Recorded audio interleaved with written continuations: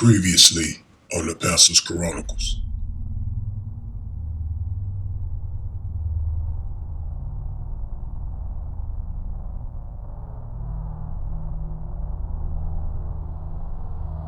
Sasha are spirits known by someone still alive.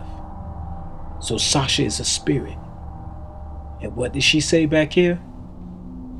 Kind of the first time I felt something else come into me, and I knew that was gonna be my coming out night.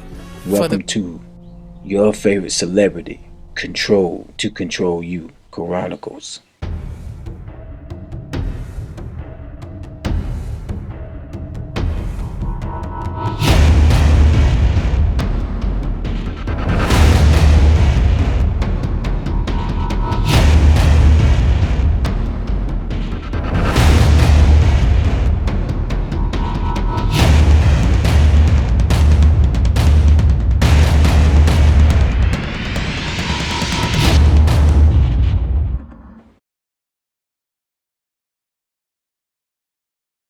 Welcome back to the Pastor's Chronicles. This is part 4 of our ongoing Chronicles, Celebrities Control to Control You.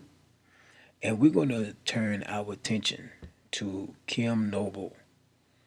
This woman is a rare occurrence, a trauma-based mind control survivor with over 13 alter persons who don't know each other, but who all paints. She also suffers from DID and MPD, which is dissociative identity disorder and multiple personality disorder. For most of her life, as a result of an extremely traumatic childhood, each one of her alter paints with a personal and distinctive style, but they all have one thing in common. They reveal the dark world of mind control programming. From its horrific techniques to its symbolism, we'll look at the works of this unique artist who reveals a world that is totally hidden from the masses. And reason why we're going to look at Kim Noble is just to give you an idea what these celebrities are going through themselves. Remember, these celebrities can be used by the devil to control you. There are remote controls to control your mind, to make you into a vessel that they can use and depopulate. There's a lot of mind control symbolisms in pop culture, photoshops, music, videos, movies, often glamorize and trivialize mind control and its symbolisms by associating it with famous stars and trendy happenings. The fact, however, remains that these references celebrate of the most abominable practices known to man, trauma-based mind control, also called monarch programming, originating from the secret CIA project called MK Ultra. Monarch programming subjects its victims to some of the most terrible tortures conceivable. The works of Kim Noble vividly document the life of a mind controlled slave through the eyes of 13 alter personals. While a few of these alter paint peaceful landscape and nature scenes, most of them depict horrific aspects of mind control, such as physical torture, electroshock, violent sexual abuse, dehumanization, and dark occult rituals. The stories told by these paintings are almost too much to bear, yet they likely actually happened to Kim Noble, as they precisely reflect accounts of other monarch survivors. Looking at the works of Kim Noble not only reveals gritty details of an abominable practice carried out by elite organizations, it reveals the symbolisms that is also thrown in our faces on a daily basis through corporate owned mass media. And so this is what these these artists are doing, they pushing this agenda upon us, and we are accepting it. And we become desensitized, and we become zombies towards the agenda, and we all are headed towards that mark. And this is what the Bible meant when it said, broad is the way that leads to destruction, and many will go thereat. People are becoming desensitized, and they are being tricked. The Bible said that the dragon deceived the whole world, and they received the mark of the beast, and people are actually fighting to stay into this matrix slavery, this unrealistic world that's been painted by the elite to destroy moral codes and to cause many to hate and to kill and to murder and to rape people. All this is set up for the New World Order to bring in one world government, one world currency, one world religion. The book of Revelation is filled with a lot of imagery, much of which can be confusing to those who haven't studied it thoroughly. This imagery is a necessary tool used by someone nearly 2,000 years ago trying to describe the complexity of events in our time. Fortunately, the book of Revelation explains a lot of its imagery. Revelation chapter 17 describes a system of world government where a woman rides a beast with 7 heads and 10 horns. Apparently, the world will be divided up at some future point into 10 kingdoms. The truly astonishing part is that this division is happening now. In September 1973, the Club of Rome issued a report entitled Regionalized and Adaptive Model of the Global World System. It proposed dividing the world into 10 kingdoms. Yes, it actually used the phrase 10 kingdoms. While the boundaries of these 10 kingdoms are subject to change, it is their proposal that is the point. Since that proposal in 1973, the world is being divided into 10 kingdoms. It started with the European Union. It is continuing with the African Union. It is now here with the North American Union, or NAU. Our elected political leaders in North America deny the existence of the NAU, calling it a conspiracy theory. In this one world entity, population will be limited by restrictions on the number of children per family, diseases, wars, famines, until 1 billion people who are useful to the ruling class in areas which will be strictly and clearly defined remain as the total world population. There will be no middle class, only rulers and the servants. And here I would like briefly to Hey, if you made it this far, it's because you're interested in this video. Go ahead and support this channel by clicking that like button and subscribing and hitting that bell. compare the parable of Brave New World with another parable which was put forth more recently in George Orwell's book 1984. I'm inclined to think that the scientific dictatorships of the future, and I think there are going to be scientific dictatorships in many parts of the world, will be probably a good deal nearer to the Brave New World pattern than to the 1984 pattern. They will be a good deal nearer, not because of any humanitarian qualms in the scientific dictators, but simply because the Brave New World pattern is probably a good deal more efficient than the other. But if you can get people to consent to the state of affairs in which they are living, the state of servitude, the state of being, well, it seems to me that the nature of the ultimate revolution with which we are now faced is precisely this, that we are in process of developing a whole series of techniques which will enable the controlling oligarchy Most people believe to be public opinion is in reality carefully crafted and scripted propaganda designed to elicit a desired behavioral response from the public. Public opinion polls are really taken with the intent of gauging the public's acceptance of the Illuminati's planned programs. The New World Order global conspirators manifest their agenda through skillful manipulation of human emotion, especially fear, which is often drummed up by the mainstream media through careful programming and deceitful scripted lies, which are by talking heads to sway public opinion, in effect causing the populace to acquiesce to the agenda of the New World Order. We saw this during the man-made global warming scam that was championed by globalist minion Al Gore. But his whole scam blew up in his face when hackers uncovered numerous emails revealing what many of us already knew. The climate change agenda is based not only on easily debunked junk science, but outright lies and deception. Man-made global warming pollution causes global warming. That's not a cutesy issue. It's not an open issue. It's your opinion. Obviously, you've stated it many times. Would you talk to the cost? Opinion of the global scientific community. Internet hackers claim that confidential emails from scientists show that climate change data has been fiddled. They allege scientists have been cooking the books to support the view that the global warming is caused by human activity rather than a naturally occurring phenomenon. And speaking of the environment, a French physicist and noted global warming skeptic is calling Al Gore a crook. Claude Allegre is a former education minister and the author of a new book called My Truth About the Planet.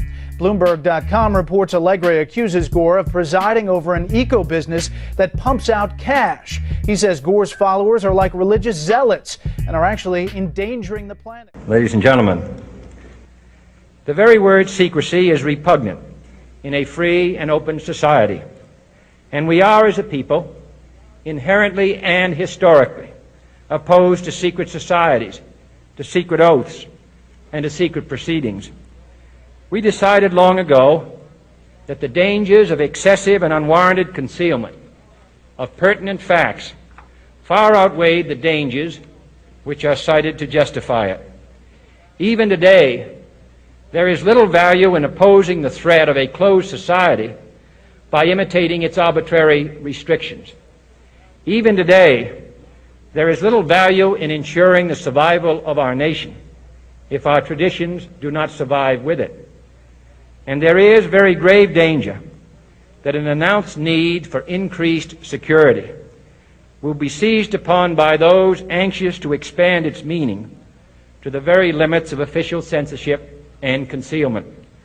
That I do not intend to permit to the extent that it's in my control. And no official of my administration, whether his rank is high or low, civilian or military, should interpret my words here tonight as an excuse to censor the news, to stifle dissent, to cover up our mistakes, or to withhold from the press and the public the facts they deserve to know. For we are opposed around the world by a monolithic and ruthless conspiracy that relies primarily on covert means for expanding its sphere of influence, on infiltration instead of invasion, on subversion instead of elections, on intimidation instead of free choice, on guerrillas by night instead of armies by day. It is a system which has conscripted vast human and material resources into the building of a tightly knit, highly efficient machine that combines military, diplomatic, intelligence, economic, scientific, and political operations. Its preparations are concealed, not published. Its mistakes are buried, not headlined. Its dissenters are silenced, not praised. No expenditure is questioned, no rumor is printed, no secret is revealed.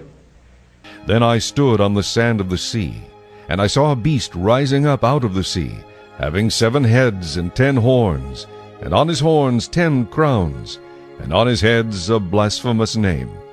Now the beast which I saw was like a leopard, his feet were like the feet of a bear, and his mouth like the mouth of a lion. The dragon gave him his power, his throne, and great authority. And I saw one of his heads as if it had been mortally wounded, and his deadly wound was healed. And all the world marveled and followed the beast.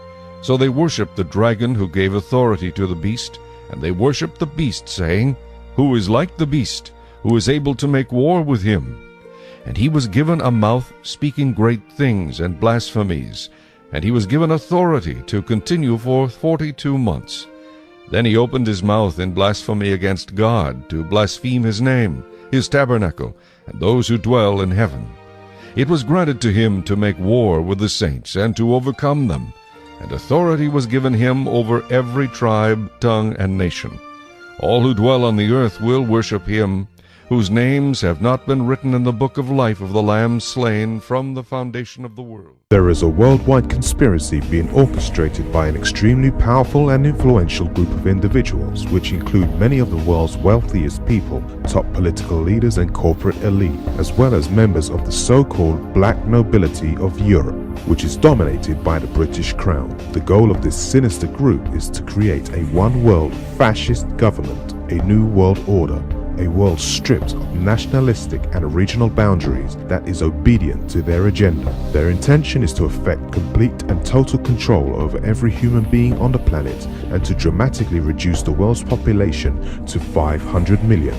While the name New World Order is a term frequently used today when referring to this group, the name Illuminati is the oldest term commonly used to refer to the 13 bloodline families, which consist of the commonly known Rockefeller and Rothschild families that have spent their existence like parasites feeding off the lifeblood and suffering of the world's populations. Most members of the Illuminati are also members in the highest ranks of numerous secretive and occult societies, which in many cases extend far back into the ancient world. Many other organizations and foundations within the pyramid structure have been set up to infiltrate, recruit, and use some of the world's most influential people to advance the agenda of this evil scourge on humanity. Some of these secretive organizations are the CFR, the Bilderberg Group, and the Trilateral Commission, and a multitude of alphabet foundations set up by the aforementioned families.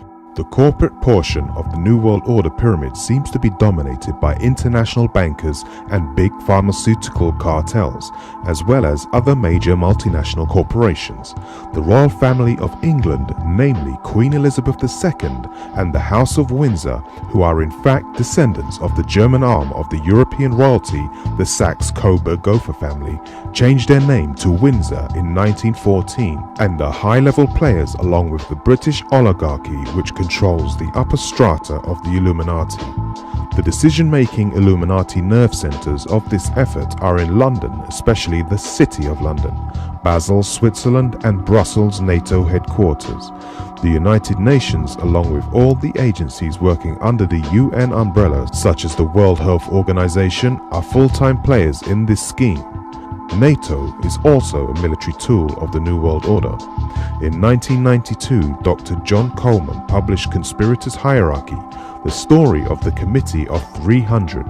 Dr. Coleman accurately summarizes the intent and purpose of the Committee of 300 as follows: a one-world government and one-unit monetary system under permanent, non-elected hereditary oligarchies who self-select from among their numbers in the form of a feudal system as it was in the Middle Ages. From an early age, we are taught that our government is one of the people, by the people, and for the people. We are led to believe that politicians only have our best interest at heart, and that they are doing what they believe is best for our country.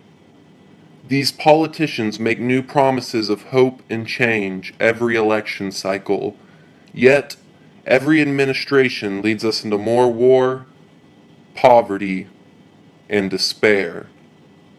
So why is it that everything stays the same no matter who holds office? Could it be that our politicians are nothing more than puppets? And if so, who holds their strings? In order to answer these questions, we need to travel back to 1910, when a group of 6 international bankers and Senator Nelson Aldrich met on Jekyll Island, a private resort off the coast of Georgia, to conspire to create the Federal Reserve System.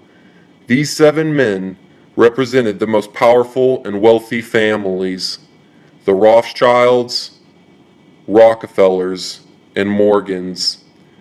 These same 7 men owned over a sixth of the world's wealth. Agents of these families, such as Paul Warburg and Benjamin Strong, who attended the 9-day meeting at Jekyll Island, took control over the Federal Reserve System. The Federal Reserve gave them control over interest rates, thus giving them control over the stock market. The Fed also gave the government the ability to spend money without limit by having the Federal Reserve created out of thin air. This led to booms and busts over a century of inflation and an ever-growing national debt. The same money trust that created the Federal Reserve made sure that Woodrow Wilson would win the 1912 presidential election. The money trust ensured their control over Wilson through Edward Mandell House, who advised Wilson and even lived in the White House during Wilson's administration. Wilson, who was controlled by the money trust, was hell-bent on establishing the League of Nations, an intergovernmental organization supposedly formed to maintain world peace. The truth is that its real intent was to be the first step towards establishing world government. After the Paris Peace Conference of 1919, the League of Nations was established. However, the United States never joined since the Senate refused to ratify it. But this did not stop the money trust. 2 years later, the Council on Foreign Relations was born. Its purpose was to lead America into the League and ultimately into world government. The CFR is not alone in its scheme to establish a world government. There is the English counterpart, the Royal Institute of International Affairs, and the French Institute of International Relations, among other CFR-like groups, secretly guiding the policy decisions of their own countries. After World War II, the League of Nations replacement, the United Nations, was conceived. We are told that the United Nations was created by countries trying to avoid war after the devastating aftermath of World War II, but this couldn't be further from the truth. The idea of the UN was created by a cabal of men in the State Department that referred to themselves as the Informal Agenda Group. These men made sure to gain the approval of President Franklin Delano Roosevelt. 45 of the American delegates at the founding UN meeting were CFR members. 2 other institutions were created in the aftermath of World War II to help further the one world government agenda: the International Monetary Fund and the World Bank, which ensured that the banks get their interest when a loan to a foreign country was unable to be paid back.